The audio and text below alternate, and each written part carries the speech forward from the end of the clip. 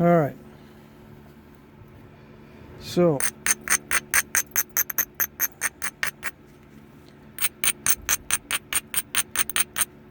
I'm going to go by memory on this turkey tail.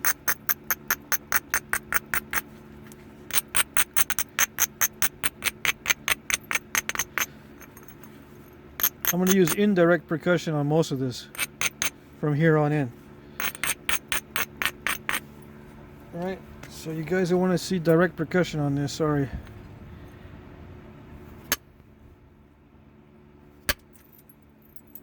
I'm going to start with the bold flakes and see how well I do with the bold flakes.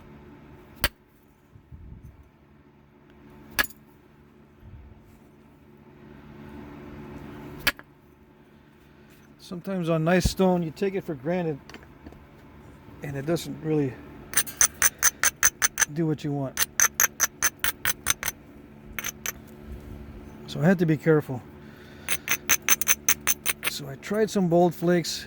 It works okay, but some of this material is inconsistent. I mean, some of the areas.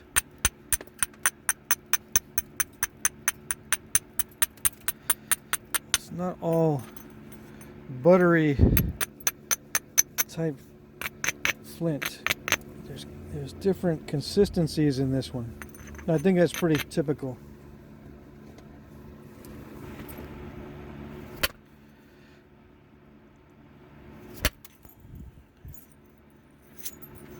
Yeah, see how it dove in right there?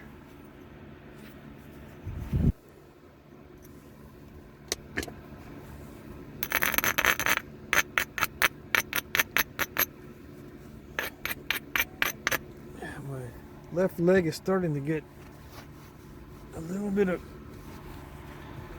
bit cold.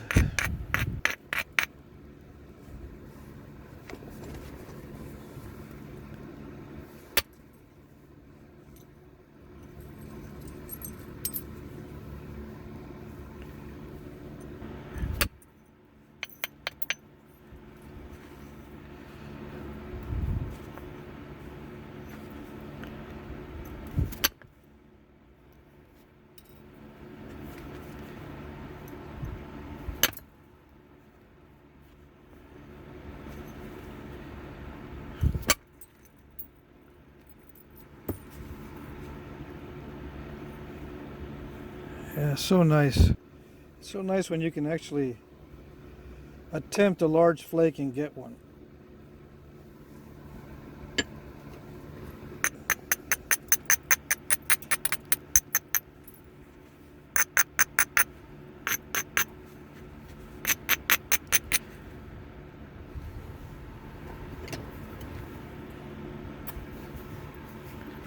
Yeah, it should be strong enough.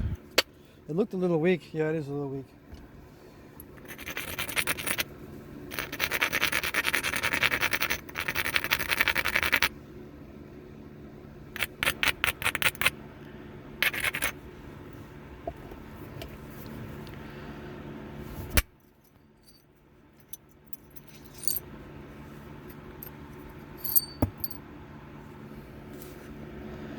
So nice, so nice.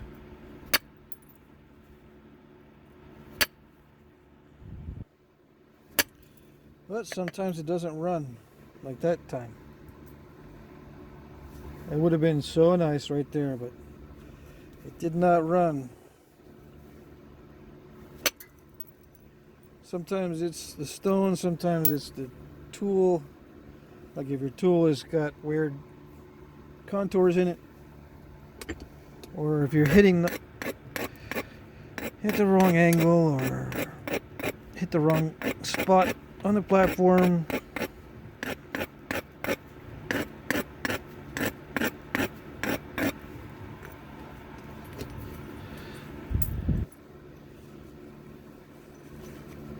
All kinds of things could happen, or could cause it to not go.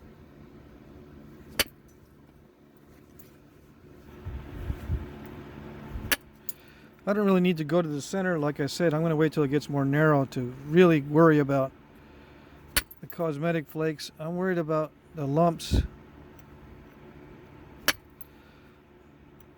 I'm trying to make it as consistent as possible. I'm probably gonna have to try to get rid of that area. It's all nasty right there. The material, it's just weird right there. I could bring it back, make it narrow all along this side, just to get rid of that area there. So I might do that. I know that some turkey tails are rather wide. Well, we'll see. I might be able to keep it wide. We'll see. Sometimes the bad areas don't go deep. They don't go deep into the stone.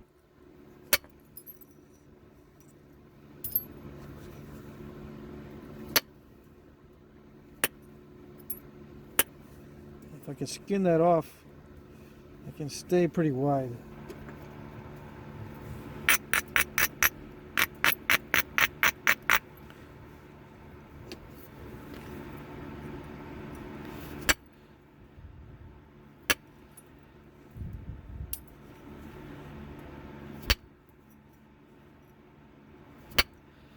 And you notice I'm not jerking upward. Sorry about that.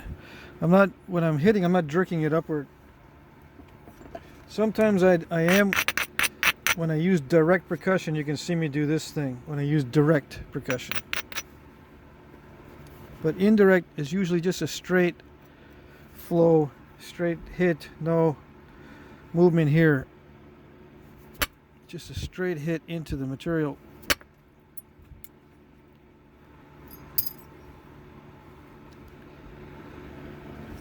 It took several attempts to get that to go, but I think it worked out well. Just as long as I don't start getting too thin in the middle.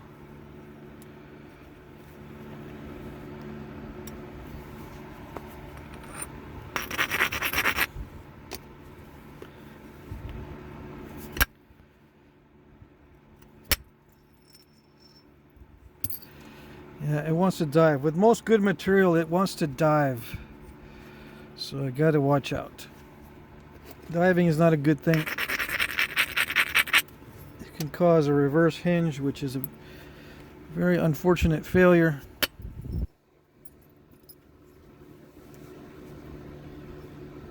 Alright, I still got that original surface, so I'm not worried about it. I still have some width that I need to remove, and I can send in flakes while I'm fixing the width. So I think I skinned off that nasty area enough that I don't have to worry about it anymore.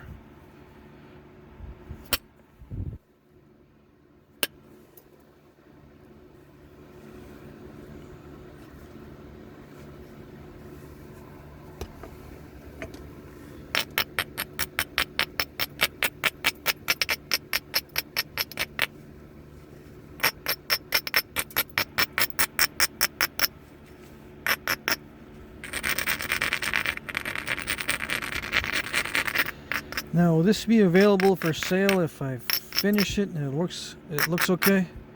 Yeah, I think so. I think I'm going to start putting everything up for sale. I'm learning that there's a lot of little things that can go wrong with these auctions, but it's not too bad. I have to be more particular about my shipping so that I don't make mistakes with the address, and I make sure I have insurance on these packages that match the value of the packages. Send them priority when I think it may not get there with regular first class. I was talking to my mailman.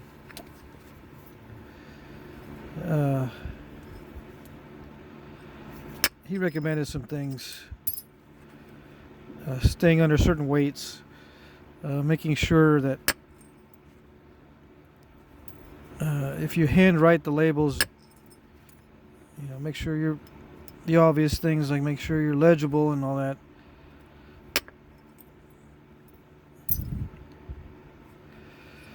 And various other things I can't remember while I'm napping, but he gave me some good tips. I wrote it down.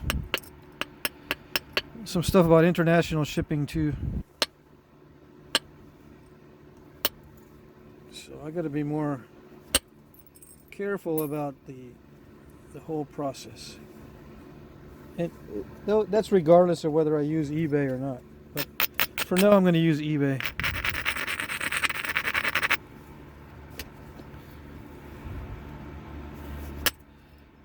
Even though it takes forever to process the funds, the seller doesn't get the funds right away.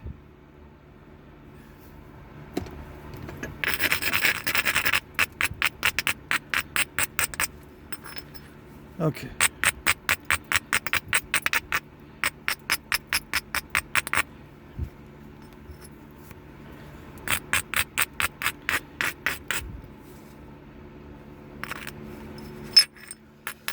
So yeah, now I'm looking for opportunistic platforms, but I'm making the opportunistic ones a little bit better. I'm getting used to the steel, how it's interacting with the edge, getting a feel for how it's knapping or not knapping, how strong the platform needs to be. It's going to be different with almost every piece. You have a slight learning curve with every piece because the stone is not consistent.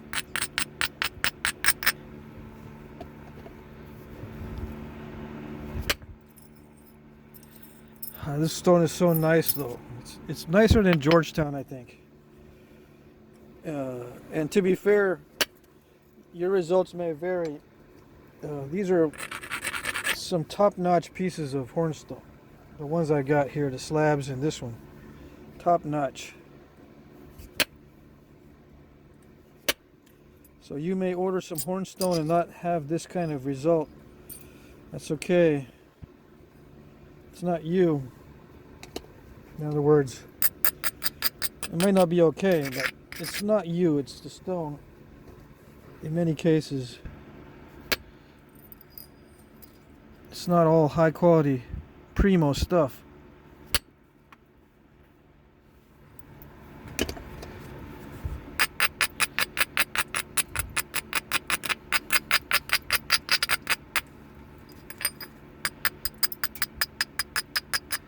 But yeah, it is, I would say after knapping a bunch of Georgetown and knapping a bunch of this, a lot of it is similar, but I just like Hornstone better overall. Yeah, so nice.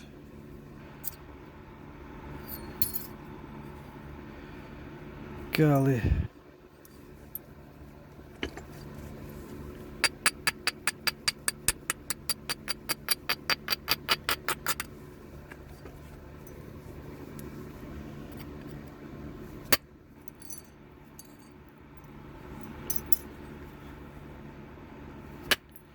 Oops.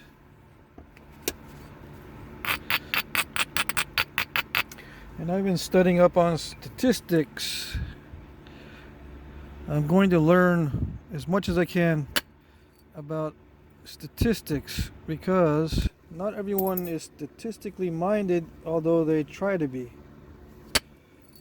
Or they cite something that requires knowledge in statistics and they think they sound smart, but they're wrong. They're not. They think they are statistically minded, but they're not.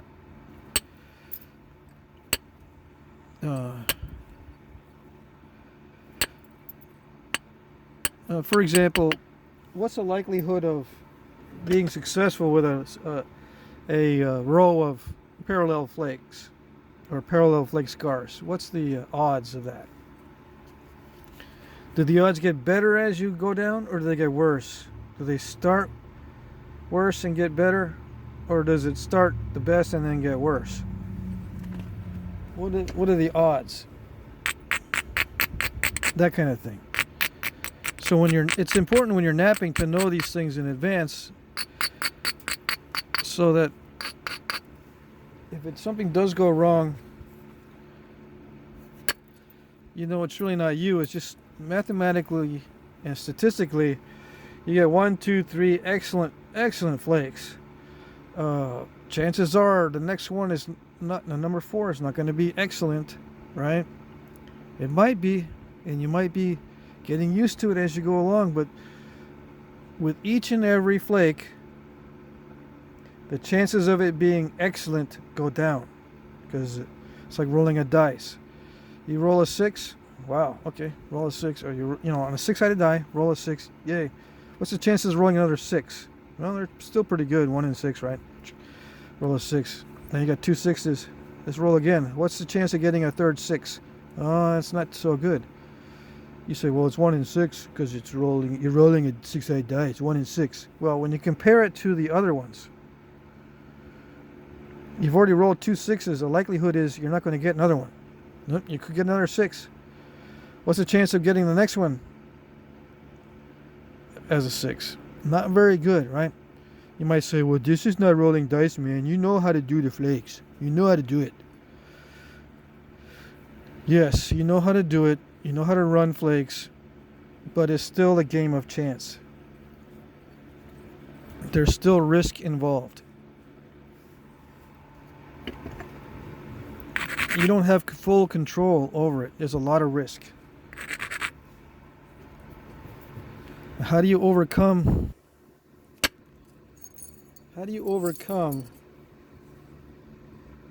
the risk? The best way I know how to overcome that risk is just to set up the initial conditions the best you can. You can never totally overcome that risk. Like that final area with that original surface, it was risky to do one flake to take that off, but I set it up so where it was difficult to fail. The better you set it up, the less difficult it is to fail. Or, you know, the less difficult it is for this thing to not work. And statistically, you can control the initial conditions. It's like rolling a dice. If you learn how to roll it in a certain way, get used to the initial conditions, you can kind of roll the dice as a 6 every time. If you got the feel for rolling it, and you position it just right in your hand, and you start doing that sort of thing, you can roll 6s more consistently. For example, same with Flintknapping. You get the feel for what will be advantageous to get that flake to run, and you start doing that, you improve your chances. But chances are, you go around and you think you're doing really well, and then you do a really bad flake, and you say, dang, it was me. I did something wrong. It's me. I'm going to beat myself up over that last flake, which should have been perfect because all the other ones were perfect. Think about it statistically. Statistically, you're going to have a mistake like that eventually. It's no big deal. It might be a big deal if it ruined your piece, but it's not something that's inherently you. It's wrapped up in the likelihood, in the chances. This is a game of chance.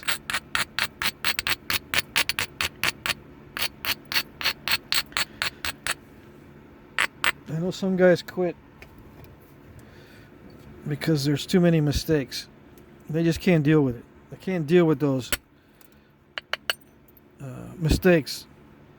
I say, no, I'm not consistent enough. I can't be consistent enough. I always mess up, or it seems like I always mess up when I'm not supposed to mess up. Right when I really want to be doing a really good job, I'll mess up. Or I'll get into the groove and everything's supposed to be going right, and then it doesn't. It's too frustrating, so they quit. If you keep the statistics in mind and keep the chances in mind, you'll realize that it's part of the game that you're playing. You're playing a game of chance. You're going to have those upsets, those really bad moments. Because this is a game of chance.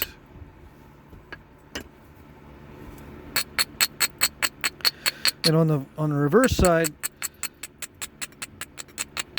if you can't do anything, you're having a bad day, everything's going terrible, terrible, terrible, your chances are of doing it well on the next strike improve. You know, you can only have so many bad strikes. You'll eventually get a good one, and you learn from those good ones as well as learning from the bad ones. Get the feel for how the flakes are responding from the good ones. Don't always expect a good result, and you won't get ticked off. You won't want to quit. You'll just go, oh, that's just part of the game. All right.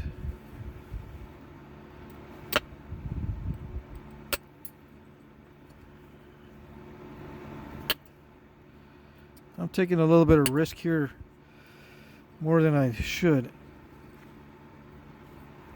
Trying to get that really thin.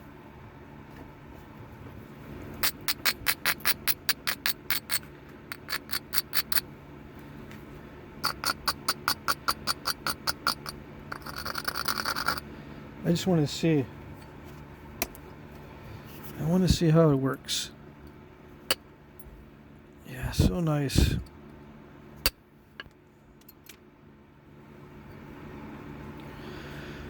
Okay, so let's see. I've got to do a little turkey tail base on this.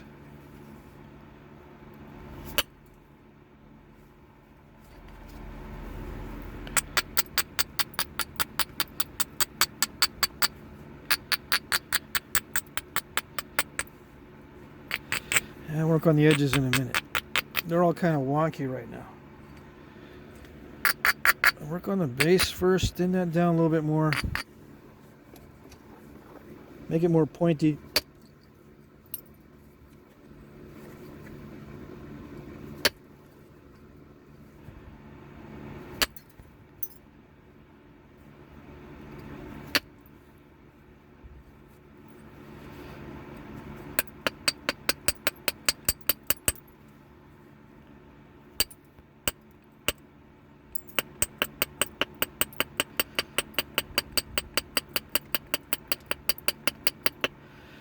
This is the most confined space I've been in so far.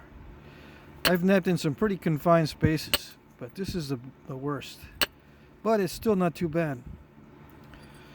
Alright, you got good material.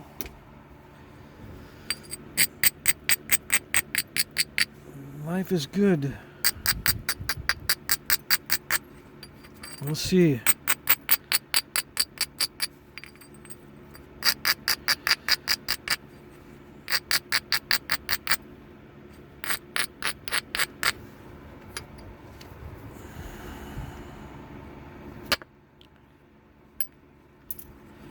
I scooped that one out way too much. What causes the scoop out is too much inward force.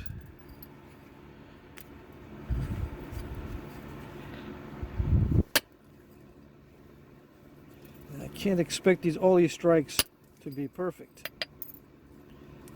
I cannot expect them all to be nice. Just gotta live with some of them that may end up being not so nice.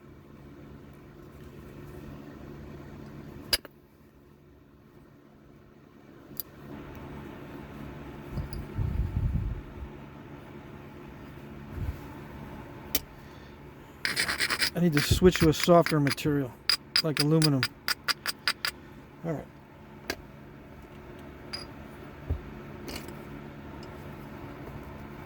Right. I said like aluminum. I wasn't going to use anything else. But you can use antler, right? I need to do one of these using elbow tools with one of these slabs. I hesitate because I break them really easy with the antler. I had some really exciting news earlier. Apparently, they may have moose antler for sale as dog chews around here. I said, what? Moose antler for dog chews? Holy moly, I need to get in on some of that. So I need to find out if that rumor is true. Because I do have moose here.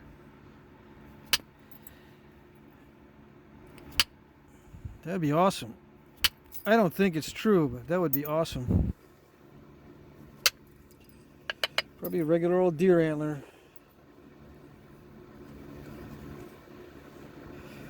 Some of you guys are saying, yeah, this is where I mess up. This is exactly where I mess up.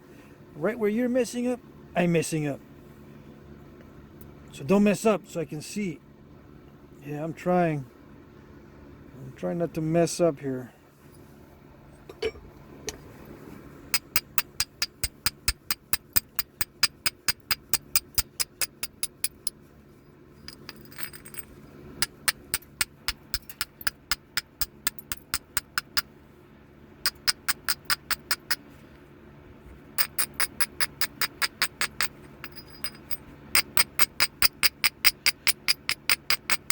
When you're thinning out a thin piece, that's when it starts to mess up. I'm also switching to a different material, so I'm hitting differently.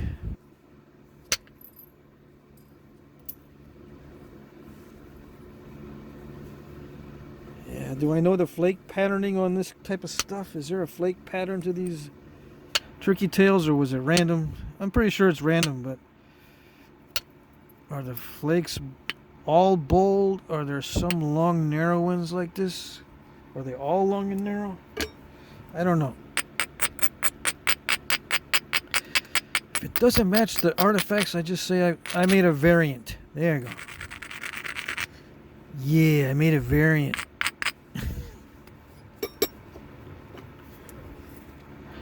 Let's try it different. No, let's not try it different. I was going to go to a different size tip, but I think this will work. Yeah, maybe not. Did it? Did it do it? Oh. Well, not too bad.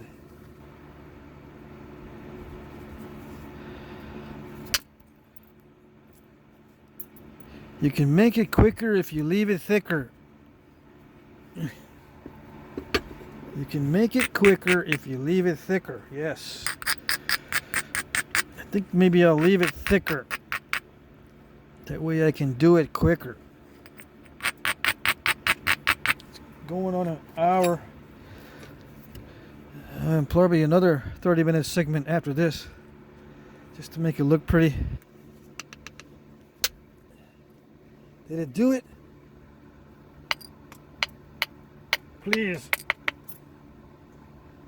I think so. I think I got through that mess. And not too difficult to run another ridge here. Alright. I gotta put some notches in, so I need to make it thin. Right? Right.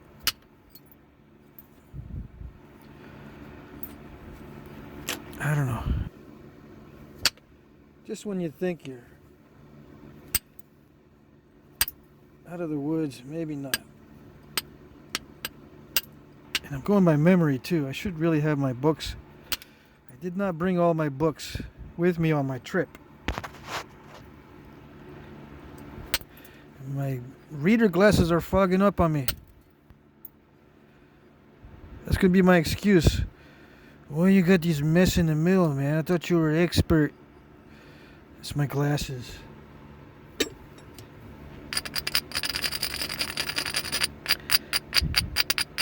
Glasses are fogging up. That's my excuse. And I don't want to be perfect because I don't want to make you guys feel too bad. Right? Right.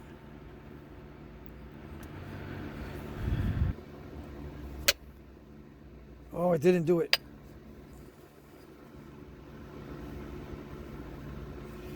Uh-oh.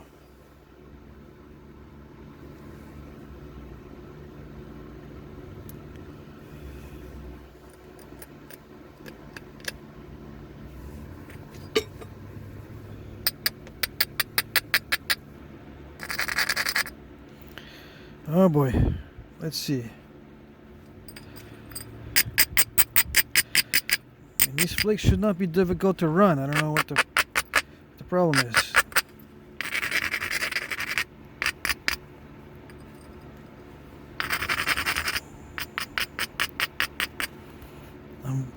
I'm braiding a lot of areas, so I have a lot of opportunities.